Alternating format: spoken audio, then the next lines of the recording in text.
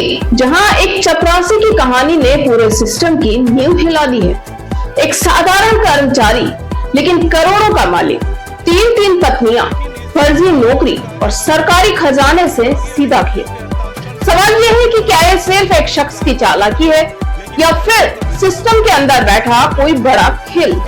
पीलीभीत जिले के जिला विद्यालय निरीक्षक यानी BIOS ऑफिस में तैनात चपरासी इल्हाम उर्फ रहमान शम्सी अब करोड़ों के घोटाले का मुख्य आरोपी बन चुका है।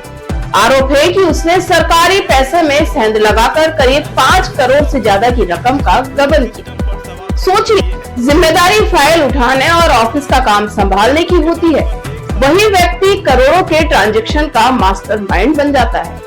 ये कहानी सिर्फ चौंकाने वाली नहीं है, बल्कि सिस्टम की कमजोरियों को भी उजागर करती है। जांच में सामने आया कि इल्हाम ने फर्जी तरीके से सरकारी खातों में बेनिफिशियरी जोड़कर पैसे ट्रांसफर किए।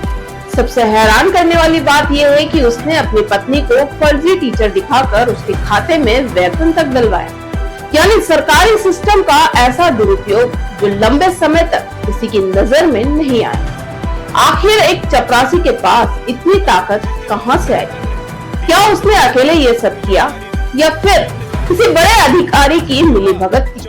और सबसे बड़ा सवाल, इतने बड़े लेन देन के बावजूद सिस्टम सोता क्यों रहा? बताया जा रहा है कि करीब 5 करोड़ 28 लाख रुपए तक की रकम अलग अलग खातों में ट्रांसफर की गई। कुछ बिल्डरों के नाम भी सामने आए जिनके खातों में पैसा पहुंचा। अब उन्हें नोटिस जारी किए गए।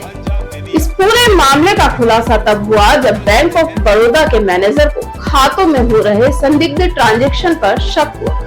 उन्होंने तुरंत जिला प्रशासन को जानकारी दी। इसके बाद जांच शुरू हुई और जैसे जैसे परतें खुलती गई, घोटाले की गहराई सामने आती गई। इल्हाम की निजी जिंदगी भी सवालों के घेरे में है।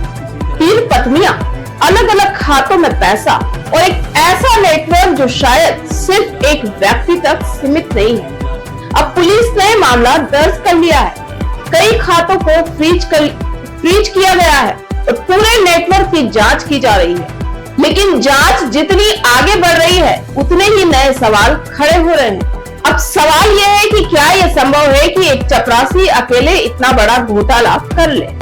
क्या विभाग के अधिकारी पूरी तरह अनजान थे या फिर आंखें बंद करके सब कुछ होने दिया गया? ये मामला सिर्फ एक व्यक्ति का नहीं, ये उस व्यवस्था का आईना है जहां छोटी कुर्सी पर बैठा व्यक्ति भी करोड़ों का खेल कर सकता है और सिस्टम को भनक तक नहीं लगता। पीलीभीत का ये घोटाला सिर्फ खबर नहीं, एक चेतावनी है। अगर एक चपरासी सरकारी खजाने से करोड़ों निकाल सकता है, तो फिर सिस्टम कितना सुरक्षित है? अब देखना होगा कि क्या इस मामले में सच सामने आएगा या फिर हमेशा की तरह एक छोटा आरोपी पकड़कर फाइल बंद कर दी जाएगी।